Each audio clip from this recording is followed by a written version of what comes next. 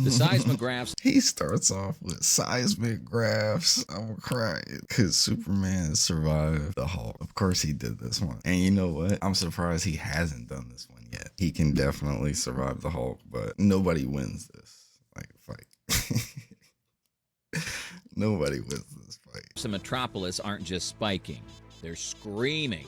You're standing in the center of the seismographs in Metropolis aren't just spiking, they're screaming. You're standing in the center of the city, and the ground isn't rolling like a natural earthquake. It's vibrating with a frequency that cracks pavement. Something massive is coming, and the physics is about to break. On one side, you have Superman, the pinnacle of biology perfection, a solar battery that possesses energy with absolute efficiency. On the other hand, the Hulk, a biological impossibility who violates the law of conservation of energy by generating more mass the angrier he gets. What happens when an infinite power source meets a rage that refuses to hit a ceiling? Today, we aren't just watching a fight. We're solving an equation where the variables are flesh, bone. Okay, this must be the big one he was talking about, because this is about to be crazy. Okay, this is about to be insane. Nuclear force. And right now, the answer looks like the end of the world.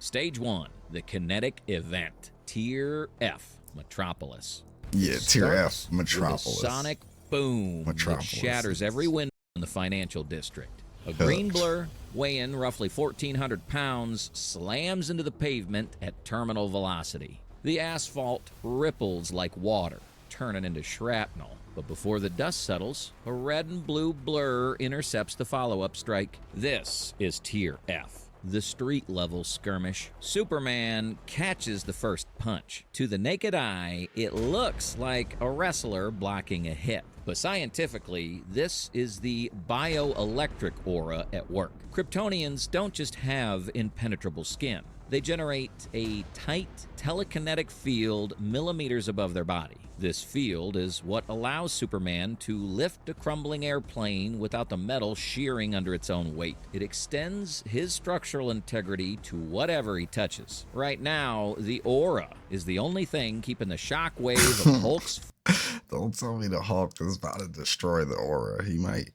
I mean, if he's able to get so angry to the point where he can punch dimensions and shit like that, I guess he could crack Superman's aura with a punch or something like that. That would be crazy. Fist from liquefying the concrete foundation beneath him. Enough, Superman says. He's holding back. He has to. If Superman hits with his full potential here, the air pressure wave alone would flatten downtown Metropolis. He's living in a world made of cardboard, applying exactly enough newtons of force to counteract Hulk's thrust without shattering the planet's crust. He's trying to perform a surgical restraint on a hurricane, but that's the problem with fighting a gamma mutate. You can't de-escalate a storm. Hulk screams, and the radiation counters in the watchtower go red. His adrenal glands aren't pumping normal adrenaline. They're flooding his system with unknown gamma-irradiated neurotransmitters. His muscles tear and knit back together instantly. The rage is a feedback loop.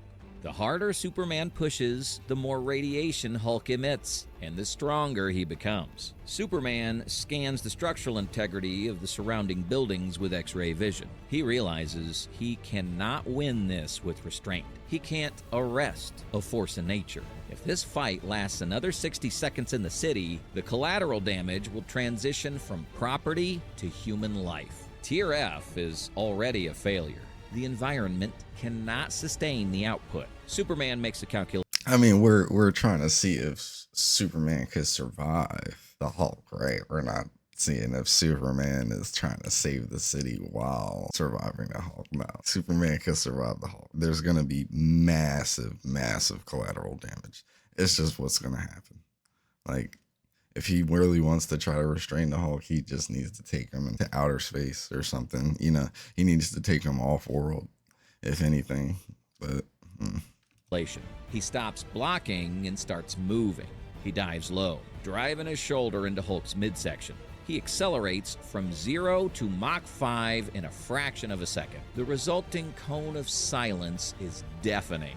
They aren't fighting on the ground anymore. They are a projectile, leaving the city behind in a streak of red and green.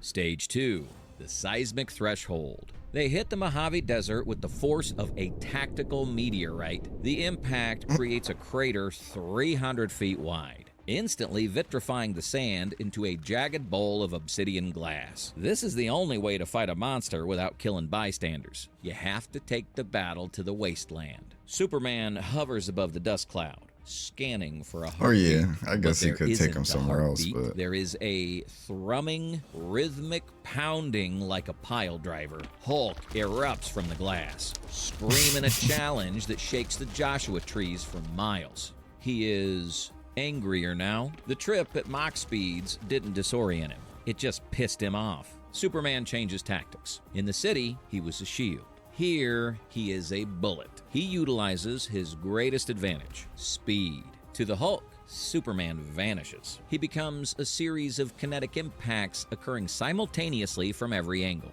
This is where physics get violent. Even if Superman's fist only weighs as much as a human hand, moving it at hypersonic speeds increases its relativistic mass. Force equals mass times acceleration. When acceleration approaches the sound barrier, the force of a single jab hits like a freight train. Hulk's head snaps back, left, right, up, down. He's being pummeled by a phantom. But the Hulk is a quick learner. He realizes he can't hit what he can't see, so he stops trying to aim. He throws his arms wide and slams his palms together. The thunderclap. This isn't just a loud noise. It is a weaponized atmospheric displacement. By bringing his hands together at supersonic speeds, Hulk forces all the air out of the space between his palms, creating a hard vacuum. When the air rushes back in to fill the void, the collision creates a spherical shockwave of overpressure. The blast wave hits Superman mid-flight, shattering his momentum and sending him tumbling through a sandstone formation. It creates a deafening boom heard in Las Vegas. Superman recovers instantly, floating amidst the falling rocks. He realizes blunt force trauma is being absorbed too easily. yeah, He needs to overload the system. His eyes glow red. He unleashes... blunt attacks are not gonna do anything to the Hulk. Like, you definitely gotta get inside somehow. You gotta get inside somehow. A focused beam of heat vision, raising the ambient temperature to match the surface of the sun. The laser strikes Hulk's chest, But that won't do searing anything flesh either. and boiling blood.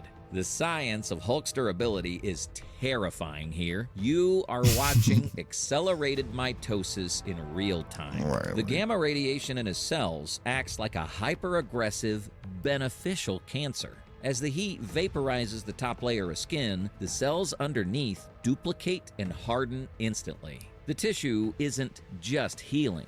It's adapting to the heat, becoming denser, darker, and more heat-resistant. Superman sees the futility. He flies upward, breaking the cloud layer, then turns and dives. He puts all his weight, all his speed, and all his strength into a single decisive blow intended to knock the creature unconscious. He strikes the Hulk with force equivalent to a low-yield nuclear warhead. The desert floor ripples. A mushroom cloud of dust rises into the stratosphere.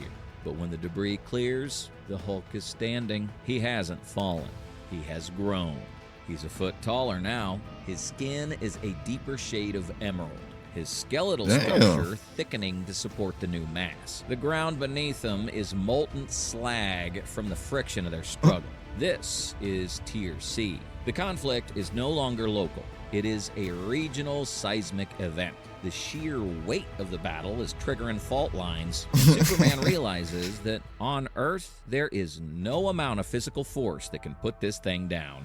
Stage 3. That's what I'm saying. Thermal runaway. Tier A. Take 'em out. Stratosphere. Take 'em The out. ground is a liability. Superman realizes that every second they spend on the tectonic plates brings the West Coast closer to a geological collapse. He changes the vector. He isn't hitting the Hulk away anymore. He grabs him. Superman's fingers dig into the green flesh. finding purchase on the trapezius muscles, and he launches them both Finding vertical. purchase? They break the sound barrier. The blue sky fades to a bruised purple. The air thins. They are entering the stratosphere, where the temperature drops to 60 degrees below zero. Did he say finding purchase or did he say finding purpose?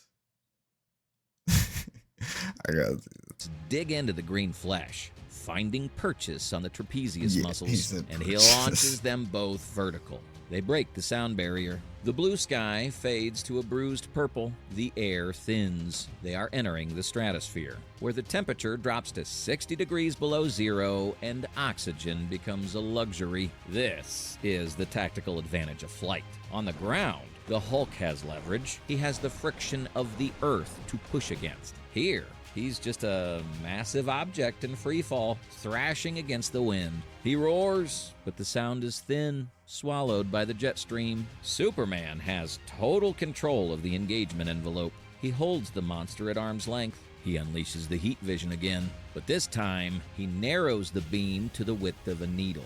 He isn't trying to burn the Hulk, he's trying to vaporize him. We're talking about temperatures approaching the Planck scale.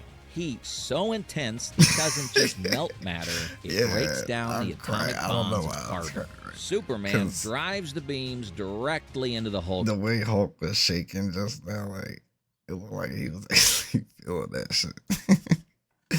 Like, he was really He burning isn't trying him. to burn the Hulk, he's trying to vaporize him. We're talking about temperatures approaching the Planck scale. Heat so intense it doesn't just melt matter, it breaks down the atomic bonds of carbon. Superman drives the beams directly into the Hulk's eyes, aiming for the brain. This brings us to the darkest calculation in Superman's arsenal, the lobotomy option. Years ago, Superman neutralized a telekinetic threat named Manchester Black by using his heat vision to precisely sever a specific bundle of capillaries in the villain's brain, instantly stripping him of his powers without killing him. It is a surgical strike performed with the force of a god. As they scream through the upper atmosphere, Superman considers it. He has the precision to end this fight with a single microscopic burn. But he hesitates, and in that microsecond of hesitation, the biology shifts. The Hulk's physiology detects the intrusion. The gamma energy doesn't just heal the tissue, it weaponizes the defense mechanism. The Hulk's skin turns a dark, charred gray. Not from damage, but from density. He enters the world breaker state. He stops absorbing the ambient radiation and starts emitting it. A burst of green ionizing energy explodes from his body, creating a sphere of radiation so intense it strips the ozone layer around him. Superman's heat vision is pushed back by a wave of pure gamma force. The Hulk isn't just a brawler anymore. He is a walking reactor meltdown. The stratospheric environment begins to fail. The air around them ignites. This is Tier A. We've moved beyond physical destruction to atmospheric ionization. The Hulk, blinded and burning, stops flailing. He reaches out, blindly grasping, and his hand closes around Superman's cape. Then his arm locks around Superman's neck. Suddenly, the physics of flight turn against the Man of Steel. Flight, for Superman, is a form of tactile telekinesis. He manipulates his own gravitational field. But Newton's third law is absolute. For every action, there is an equal and opposite reaction. When the Hulk wraps his legs around Superman's waist and squeezes, they become a single, locked system. Superman tries to fly up, but the Hulk's sheer density and opposing force create a kinetic stalemate. Superman loses his lift vector. He can't generate thrust without leverage, and his leverage is currently trying to crush his windpipe. They stop ascending. They hang there for a terrible second. Then, gravity reasserts its claim. They begin to fall, not as two fighters, but as a single burning comet. Stage 4, the vacuum stalemate, Tier S, low Earth orbit. Superman realizes that hitting the crust with a world breaker attached doesn't just kill him, it cracks the North American plate. He cannot allow gravity to win. With a burst of acceleration that triggers a localized sonic boom in the thinning air, he reverses the vector. He burns his solar reserves and rockets them upward. They breach the exosphere. The roaring wind stops. The atmospheric fire dies instantly, choked out by the lack of oxygen. There is only the cold, infinite black of low Earth orbit. This is Tier S, the ultimate stalemate. Here, the physics of the battle invert completely. He thrashes, swinging his fists that could shatter moons, but without a fulcrum. The kinetic energy dissipates harmlessly into the void. He is drifting, helpless against inertia. Superman, however, is now in his element. He is stripped of the atmospheric filter, bathing in raw, unfiltered solar radiation. His cells are recharging at maximum efficiency, drinking in the yellow sun. Hulk is a biological engine. He needs fuel. While he generates gamma energy, his organic tissues still require oxygen to function at peak metabolic efficiency. In the vacuum, he holds his breath. His rage is infinite, but his oxygen supply is not. We're analyzing the hypoxia limits of a god. As the seconds tick by, the Earth's face turns purple, not from anger, but from asphyxiation. The gamma feedback loop begins to stutter. Superman has a choice. He could throw Hulk into deep space. He could leave him to drift forever.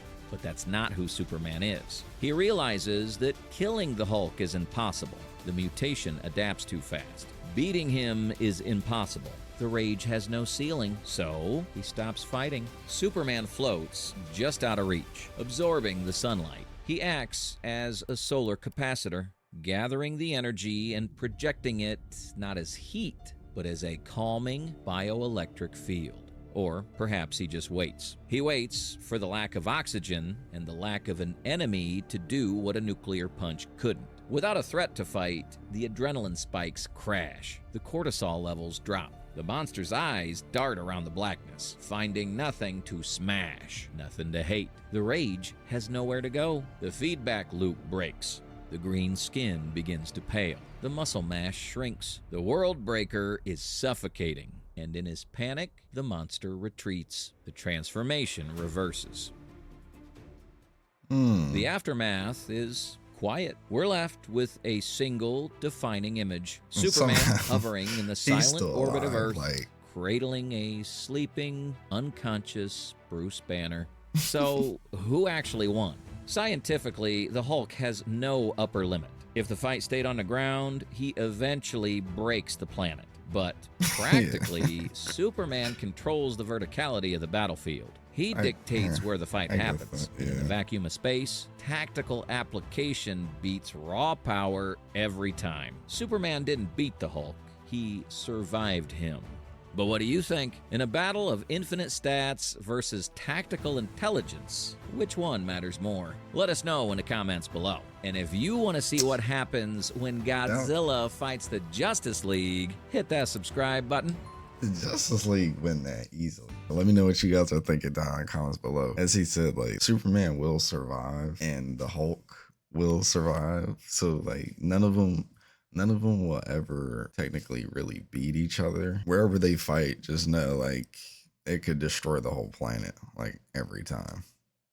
They can go from planet to planet, just destroying planets over and over and over again. Those dudes are busted.